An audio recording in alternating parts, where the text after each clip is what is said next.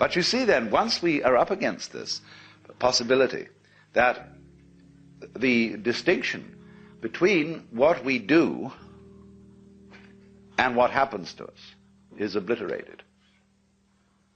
And therefore we would say with Hindus and Buddhists that if I run into a catastrophe, it is my karma. You see, that means far more than that it is a punishment for something I did wrong in the past. That is a legalistic view of karma. But a naturalistic or organic view of karma is, in fact, that what happens to me is what I do. And that in a certain sense, I want what happens to me. We can use want, notice how we use this word. It means to desire and it means to lack or to need. We say to somebody, you're wanting, you're deficient in something that you need. So it's rather alarming, really, when you consider it, that you always get what you want, invariably. Even though you may think that it's entirely opposed to your wishes. But if it's your karma, everything that happens to you, put it in another way, everything that comes to you is a return to you of what goes out of you. Yes, obviously, that's absurd. If you confine the definition of yourself to your voluntary, conscious behavior. That's a ridiculous definition of oneself. Oneself, by any stretch of the imagination, must involve far more than the conscious and voluntary aspects of our behavior. And if we see that it involves intimately and inescapably the behavior of what we call the other, the not-self, the environment, and see that these two are moving together like the two sides of the snake when it swims, then you get a very curious feeling. You have to be careful of it if you've got a Western background. Because, and this is what happens to a lot of people who play around with psychedelic chemicals, there are many, many cases of inflation among these people. That is to say, when you get this sensation that the two sides of the world, the inside and the outside, are moving together, you may think, I am ruling it. I am God in the Western sense of the word. Therefore, your ego, instead of being, as it were, integrated and transcended with all this process, merely assumes vast dimensions, has megalomania, is blown up by the mystical experience. And so you get the holier-than-thou people going around who seem to think that they're above all human conventions and have no obligations to anyone or anything because they're divine and they can do as they damn please. What they haven't realized is that doing as you will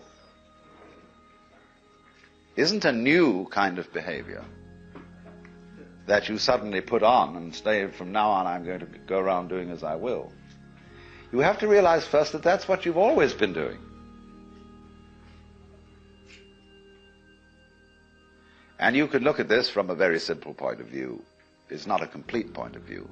But you can say, well, now what about the people who did good and who did the things that they didn't want to do? You know, everybody's mother said to us, darling, sometimes we have to do things we don't like. Well, what about that? Well, you can always say, the kid obeyed the mother and did the thing that it didn't like because that was the better part of wisdom. In other words, if it hadn't done that, something worse would have happened. And we choose the lesser of two evils. And when you find yourself in a situation where you have to choose the lesser of two evils, then you say, I want out of here. And you take the easiest way. You take the line of least resistance. So that's your doing. Now, you can pursue that more profoundly when you stop thinking about human behavior as something that responds to the compulsion of an environment. And you can get out of that when you see the behavior of the environment as an essential aspect of you. So it isn't, as it were, the environment starting something, which you are therefore compelled to follow. It's the whole system moving together. So then, you get in the state of liberated or mystical consciousness, you very often feel that a hill is lifting you up as you walk up it. The ground seems to heave beneath your feet, and up you go. And you get this strange feeling of lightness, of effortlessness. Walking on air, never a care, you know. This wonderful sense that there are no obstructions anywhere. There's nothing, as it were, banging you and making you do that. It all flows together. And that's a very common sense. You are actually, in that state of consciousness, you are perceiving the goings-on, the Tao, the course of nature, in the way it's happening. But in the ordinary way, you've been conditioned to resist it, to fight it, and to use those sensations of resistance to create a sensory basis for what you describe as the ego. The ego, in practice, is a sense of strain.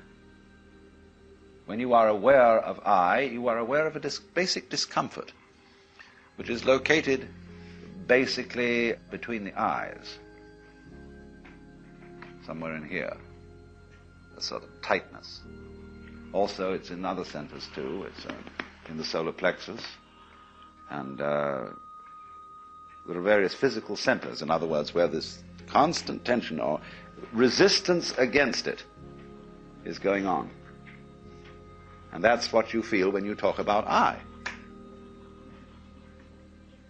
When that tension ceases, you discover immediately that the separate ego has disappeared, and that what I refers to is simply the total panorama of experience, everything that's happening. That's I. And obviously I don't know all of it, because I can't inspect all of it with my radar, with my conscious attention. That would be a ridiculous undertaking, to know everything in that sense. We know it in a much better way, as we know how to grow hair and open and close our hands. So, this point of view can be understood if we clarify the initial problems we have about it. And I suppose the first problem is, if we accept the notion that everything that happens to us is our own karma, our own doing, then we have to be very careful of, shall we say, the devil of omnipotence, of inflation, of feeling that your ego is what is in control of all this. And the second thing is, if you think then that everything that happens to everybody is what they really want to happen, then you can absolve yourself from any qualms about being unkind to someone, because you could say, well, the unkindness I did you was what you really wanted, wasn't it?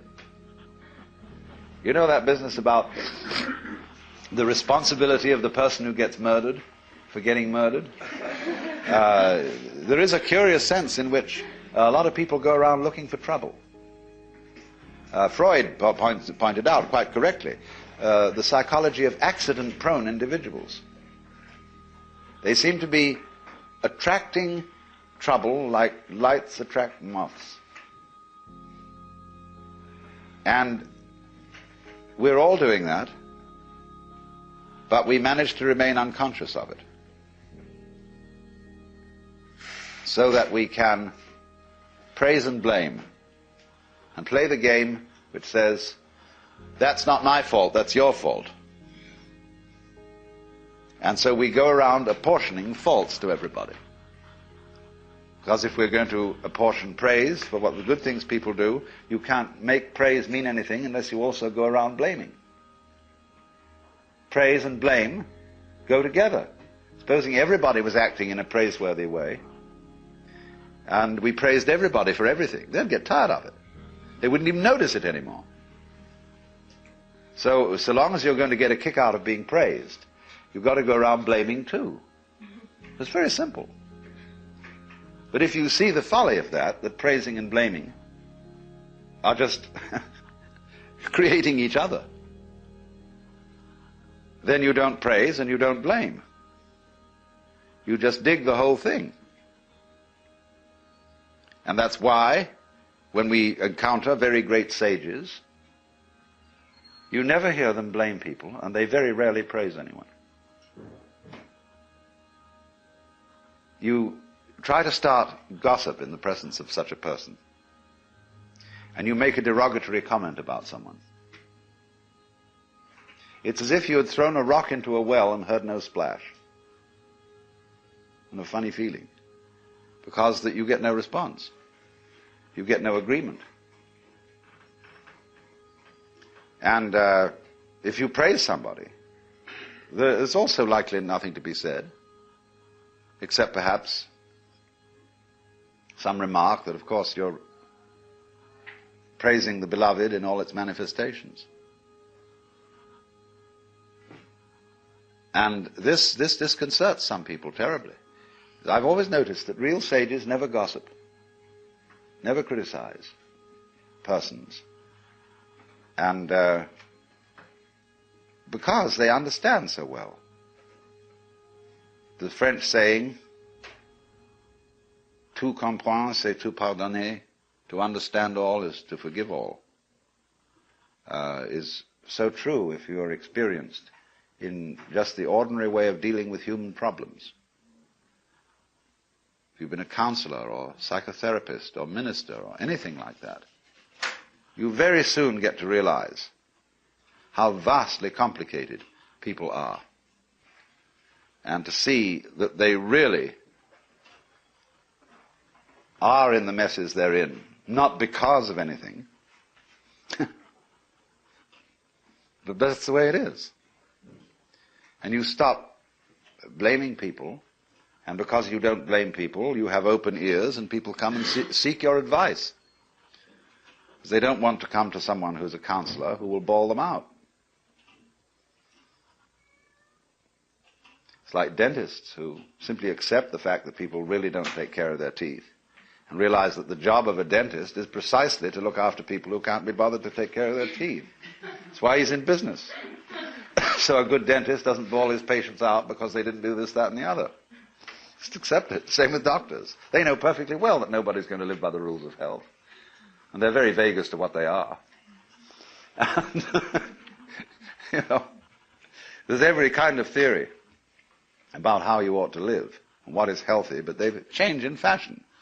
And you ought to eat this kind of diet in 1921.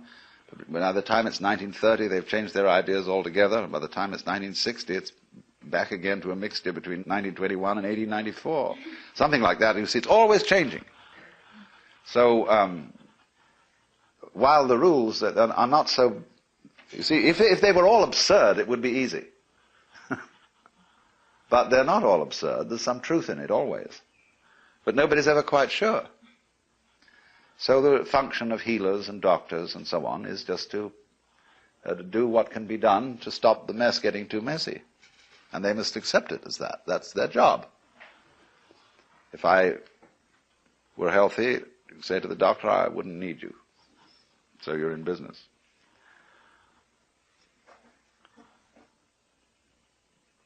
Now, what about it then? We have difficulty in seeing this mutuality of our relationship to the rest of the world because it's contrary to common sense, contrary to the way we've been brought up. And therefore we have what I would call an initial intellectual block to understanding it, quite apart from any emotional blocks or anything of that kind. But obviously, we must overcome that intellectual block if we're going to go any further and actually realize and feel this way of life's working in this relationship between what you do and what happens to you.